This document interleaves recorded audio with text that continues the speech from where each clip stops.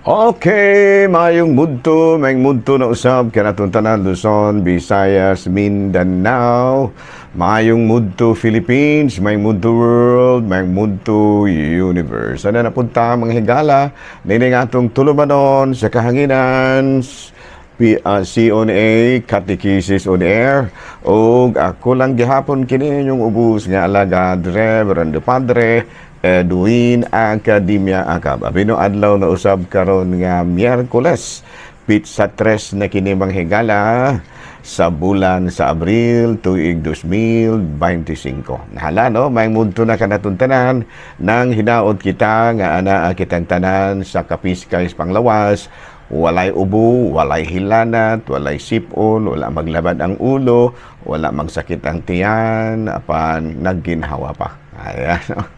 Kay matod palagi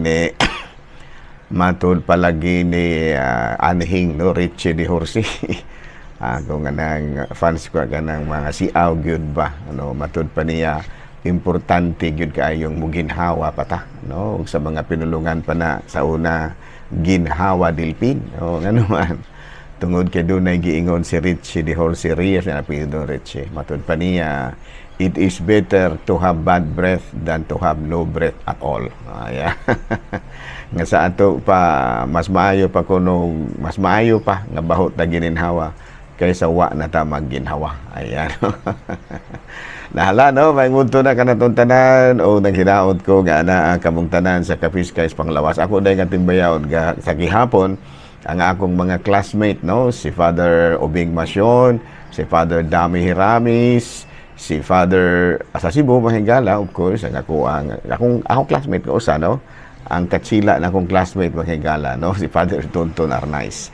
Okay, nga manusab dito sa Cebu, si Father Joseph Anore, si Father Joey Belsinia, si Father Romrom Narca, si Father Melton Medida, si Father Prince Forever, no, si Father Rosdel Noel, si Father Peter Necesario, Kipling Agravante, si Father Glenn Vanson, si Father Monsignor, no? Monsignor Tingting Angkahas, o nga manusab ang ako ang classmate usab nga higala nga dito sa Maasin, no? Si Padre Dodong Cordobes o si Padre kinsa man, Padre Dodong Cordobes o si Father Samuel Papa. Hala no? Mayong mudto na kanatong tanan of course sa pamilya akong classmate na ako mas Belton Medida of course ay na si Koande ay si Padre Kining Rosaroso Une Rosaroso. Ayan no, may mudto na kanatong tanan mahigala. Ako gyud na sila nga timbayaon mahigala no kay panalagsa na ba yan naata sa social media. Nga maka-connect po sa ato ang mga classmate mga higala. Mga classmate, pati mga buutanan na ako mga classmate mga higala. Para ako rin dili buutan ani. Amin na mga higala, arito sa atong ginagmay kisgot-hisgot sa atong pagkakatulo. Kita mga katoliko mga higala, daghang yung kaayong, daghang kitag mga kalihukan nga na-misinterpret ba sa atong mga igsuon nga mga laing sikta. No? Matud pa nila lagi daghang kay isa lang mga gitawag nato og mga kalihukan nato sa atong kalihukan Katoliko nga ilang gisaway sa pananglit sa ato ang pagdebosyon sa ato ato bang pagpasidungog sa mga santos ang atong veneration of saints. Ila pwedeng misinterpret nila mga higala nga matud pa nila pagsimba sa Dios no mga imahe nagdebosyon ta sa mga imahe parang late sa kining Black Nazarene no batot pa nila pagsimba kuno sa Dios ingon no o mapasko dili po sila mo kuan di saway punta nila kay wala po kuno sa Biblia ingon no ato mga fiesta no kining ato ang mga prosesyon no ato ang mga gitawag nato og mga kalihukan nagkot og kandila manguros.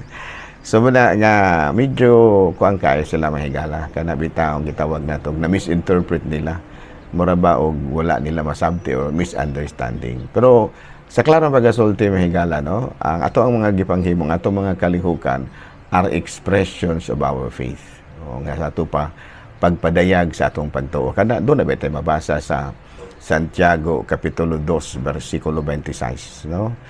Matud pa ang pagtuo kinahanglang makita gyud sa buhat, no? Sa ato pagkakundili patay ra gyud na. Wala nga kinahanglan nga ipakita gyud sa buhat, wala nga i-express gyud ba? Ipakita sa buhat. So man atong gihimo, ato lang i-express ang atong pagtuo, pero sometimes na misinterpret lang. So man nga kung dili po nato sila ingon nga mabasol kay wa man lagi sila matudlo eh. So ang ato ra gyud mahimo, nga ato ra gyud silang pasayloon, no? Kay mo man ilahang naabot nga hunahuna. Kaya kung doon nato basahon sa Lucas Kapitulo 23 versikulo 24, nagkanayon baya si Kristo nga amahan ko pasaylua sila kay wala sila masayod sa ilang gibuhat.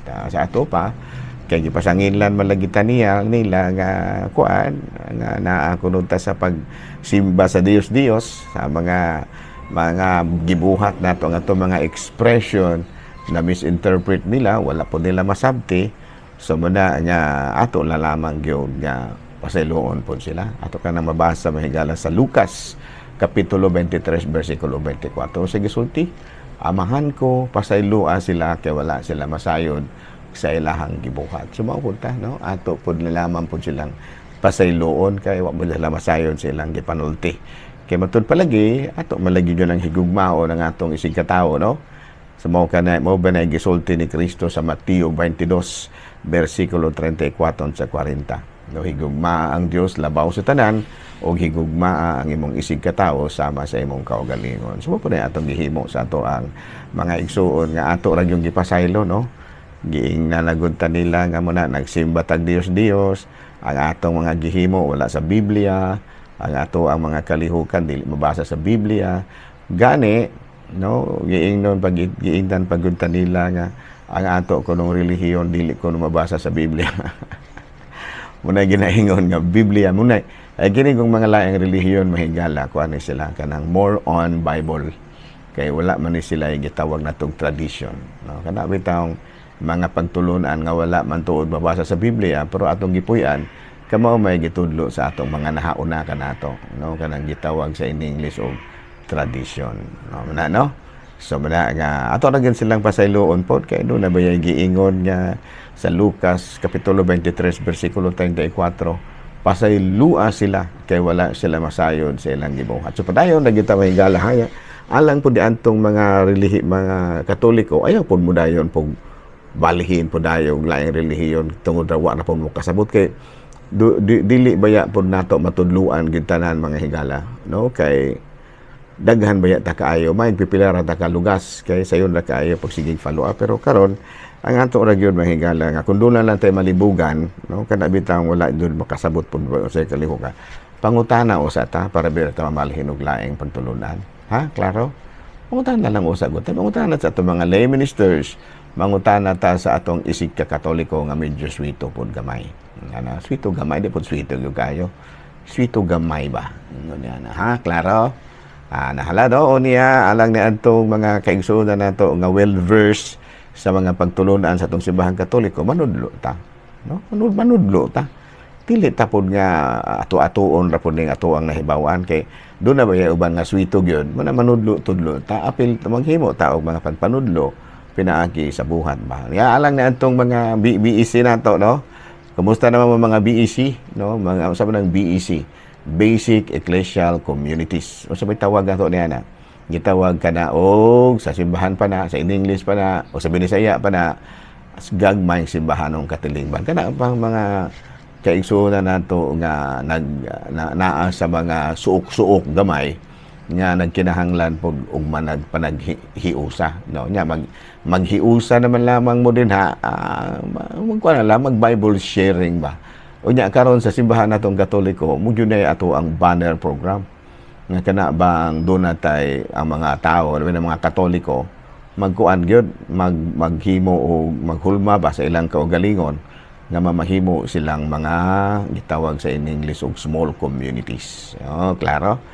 No, mga small communities gyud mo na gitudlo sa atong simbahan Katoliko kay importante man sa gyud pod na, no? Kay saon man nato wala tay kauban, no? Wala dili ta kabalo kung sa maayo ani, no? Nahanglan nga medyo sito-sito pud tagamay kung unsay mga buhatonon, no? Klaro. So muna, no, kinsay mga so muna magnangkamot gid pud kita mahigala, no, nga ato gyud nga masabtan kung unsa gyud usay mga mayong kalihukan sa atong simbahan, no. So muna nga alang sa mga Katoliko nga sito-sito gamay nahala manudlo ta, no. Kaya ako I'll try my best nga kining ato ang programa mopadayon ra gyud ni indan ba ko ni padre nga wala jud kuno koy absent, no, si everyday jud ko mo akong gipaningkahutan kay gala nga makapanudlo lagi po ta ginagmay pod, no, bisan tuod kung ingon ta ini ka atong hitsura diri nga og buto na hunaon di magiti pang TV unta ning atong hitsura. Kining akong hitsura may gala di magini pang TV pang radyo ra magid unta di, pero kay si Padre kining usa nga ni Father Ram nga patibihon magyud ko niya, no, dili nga tibihon ko nga kanang mag-ubo-ubo ta kan mangyod kana mangyong madipay magyud siya kung mo appear kita sa teleradyo. So bala nga bisan tuod ko ning atong hitsura mahigala nga di magyud unta ni pang TV. Pangkuan ra magyud ni pang radyo ra man ni makapagusto ta ba sa radyo, pero kay sound follow the leader man lagi ta nya si Father Rama may ato ang manager. So muto man lagi po ta kay do na biya ginaingon nga follow the leader, no, kaya kay na Father Rama, okay, no. So klaro na ha. So alang na antong mga nakadawat og mga pagsaway ato pasaylohon na gina nato, no. Pero daplin magugdalan mahigala ning ato ang recording studio. Ito na nga usahay na mangaging mga sakyanan madungog pud usahay ning ato ang mga makuha pod sa ato ang recorder. Ayan, no. So pasayloon nato lang ha. Lucas kapitulo 23 bersikulo 24 versikulo 34 o kini atong gipanghimo. These are expressions tungod kay matud pa sa Santiago kapitulo 2 versikulo 26 ang pagtuo nga dili makita sa buhat patay, ana, no. Unya matud pa kining tanan atong gihimo subay usab kini sa Biblia kung andong basahon sa Mateo kapitulo 22 versikulo 34 hangtod sa 40. Higugma ang Dios labaw sa tanan o higugma ang imong isig katao sama sa imong kagawli. Kumusta day kayong si Yuyong Mapili o si Eli ang ato apod nga higala nga matud pa niya maminaw gid pod siya, no. Tanan nga mga tigpaminaw, no, daghang kong mga naa sa katedral nga higala nga naminaw gid kuno sila, no. Dili na ako mahinganlan tanan kay pilar ko din taon po atong nailhan, pero kamo na lang tigong mo sabot og dili na ako mahinganlan inyong pangalan kay daghan baya po din taon mo. Labi na gayon dinas Paliw, dinas Bukid, akong mga parente dinas Bukid, mga Angkab family, no. Dinha dapit sa may namo kay mga parente dapit sa Kandigumon, na dapit sa Bais ba. Ganun na dayon ng saka dapit sa ngalan, dapit basta miso. Ibabaw diha na yung mga Angkab din ha, no. Nya naa poy tag-iya og pedicab diri sa Magiti nga Angkab. Pudo ni nangutanan ako may gala. Padar na ang pedicab diri Bukid ko sa Sudan na pedicab na masahiro. Pero parintera na nako pero dili. Pero wala ko kaila kay mailhan po ng tao na matanan ng mga parinting di man. Ano? Pero again ako rang daw mga akademya dapit na sa may kining San Jose Extension daghan po kong mga kaila din ha, no. Mga igagaw ng anay mama, mga akademya rin na o kana pong sa bakong mga igagaw po ng mama. Diri po of course tayasan mga igsuon na ni mama, igsuon ng mama. Dili po daghang iming mga akademya po mga akab butong ako mga parinti lain rang mga relihiyon, mga aglipay, pero parinti gid. Ayan, no. Nahala, no, may mundo na kanatong tanan arita mahigala sa ato ang CBCP News, Balitang Simbahan ni ining kamudtuhon. Bishop Oscar Florencio o sa panay mahigala, no, dara dire. Okay. Di palang dugay mga higala, formal na gyud nga nahimutang sa iyang pwesto ang bag-o nga obispo sa Haro nga mao si Archbishop Medifel Bellones. So gitambugan kini sa ubay-ubay gyud niya nga mga bisita.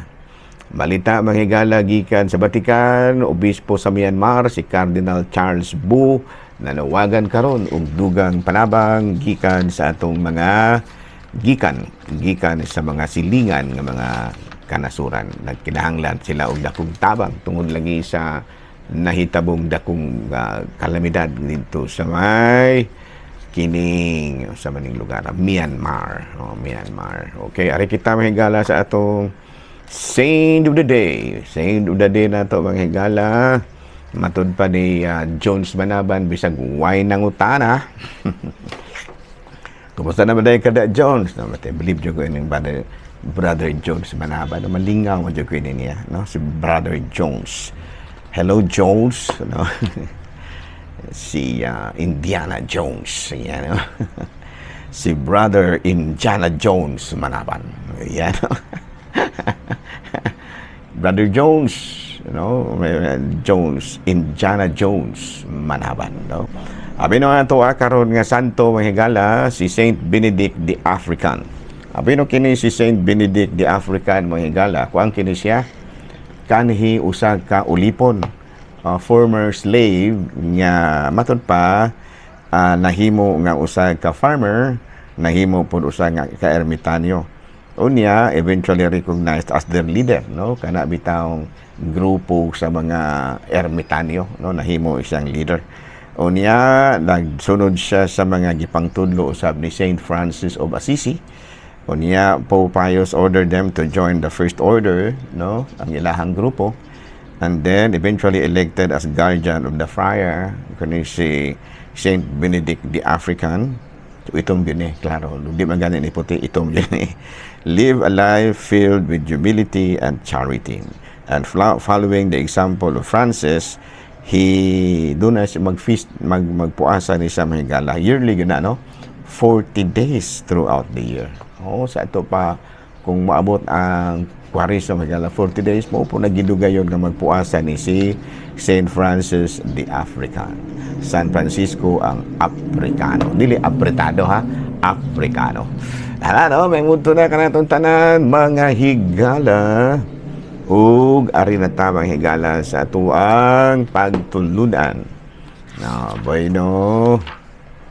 Ari tamang higala sa tuang mga pagampo, sa pagampo, no? Mga pagtulunan nga atong pagapuy-an. Okay, ari tamang higala sa unang pagtulunan. Padre, sa may problema.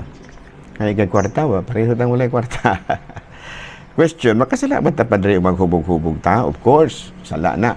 Dako na siyang sala kung maghubog-hubog ta. Kaya atong basahon sa Efeso kapitulo 5 bersikulo 18, ayaw kamo paghubog-hubog kay makadaot lamang kini kaninyo. Tinguhaan ninyo nga mapuno kamo sa Espiritu Santo. Ayano, ayaw hubog-hubog. Pero dili mo na mo pasabot na kami mo inom baya pug ko ka na mamisa dahil nga inom man ta. Galacia kapitulo 5 bersikulo 21, pagkamasinahon, pagkapalahubog, pagkamapatungayon sa lawas ng kaibog, o uban pang mga butang nga sama niini, busa pasidanaan ko kamo karon nga sa akong gihimo kaniadto nga nagbuhat niini mga butang nga walay dapit sa gingharian sa langit. Ayan, no? Kanang pagkamasinahon, Sus Ginoo. Ayaw gud taw kanang mga silingan nga mga sinahan. No, ayaw na mo kasina na ha. Sister, kanang naglungag din ha. Kanang nanglungag, kanang naniud o kanang nanghugas di ay nanglungag. O kanang mga nanglungag din ha, paminaw. Uy, kanang nanglungag, kanang nanghugas. Uy, kanang mga nanghugas. Matud pa sa Galacia kapitulo 5 bersikulo 21, pagkamasinahon, pagkapalahubog, pagkamapatuyinangon sa lawas ng kaibog, ug uban pang mga butang sama niini, walay dapit sa gingharian sa langit. Allah, no, disgrasya, no? So katong mga naminaw nato karon nga mga sinahan, ayaw gyud in taon na mo og sige kasina, no? Kay o kana pong mga palahubog undang na sa imong pagkapalahubog. Okay? Clarix, so ano, arita sa lang pangutana. Padel, ngano mangyud nga likayan ang kahakog ug pagkaulipon sa salapi? Ay bisag dili na kaangay suguon ganiana, no? Kay kining pagkaulipon sa salapi, dako man kay kanang epekto kanimo. Namatud pa sa Salmo 19, sa Proverbs chapter 15 verse 27, usahay manggod tungod sa kahakog sa salapi, manlimbong na malanggod ta. No? Nya kung atong basahon ra ba gyud sa basahon sa panultihon Proverbs ba, chapter 15 verse 27, kung manglimbong ka sa imong pagmatigayon, maangin sa kasamok ang imong banay. Ayaw panglimbong, no? Ayaw pagbuhat og suborno aron dili ka mamatay og dali. Kuyaw ba sa daning ko ano? Ayaw pagdawat og suborno aron dili ka mamatay og dali. Na chus disgrasya, no? Sa Proverbs na ako na mabasa, ha, tanawan ninyo, ha, sa Proverbs chapter 15 to 27. Kung manglimbong ka sa imong pagpamatigayon, maangin sa kasamok ang imong pamilya. Ayaw pagdawat og suborno aron dili ka mamatay og dali. Ayaw taon yun mong dawat og suborno, ha, kay muna makamatya ni mong sayo. Yan sa Proverbs chapter 23 verse 6, ayaw pagsalo pagkaon sa taong inut, ni magdinlo ka sa imo sa mga lamiang pagkaon. Uy, ayaw pagpapakigsalo. Ayaw pagpakigsalo og pagkaon sa mga taong inut, ni magdinalo ka sa imong lamiang pagkaon. No? Kay matud pa sa Proverbs 23 chapter 6. Okay, klaro? Anala. Di nilang una kita kutob, ha. Balik-balikan na to ni Ugmang Adlaw mahigala, ha. Daghang kayong salamat. Na-enjoy pa mo sa ato ang programa mahigala. Bason po lamang yung taong nag-jura. O mawala, enjoy lang naman pugos imong kaugalingon. Kung wala ka ma-enjoy, pugsa na lang mag-enjoy. Ingnan na lamang na-enjoy may padre. No? Labi na gayod ka mga nang hugas din, ha. Nang gagasigi katawa. Uy, ayaw nagpagkasinahon, ha. Daghang salamat o manalangin ka na to ang Dios nga makagahong tanan, Amahan, Anak, Espiritu Santo. Tapos na nga to ang pagkatikisis. Dado na to ang kalinaw ni Kristo. Salamat sa Dios.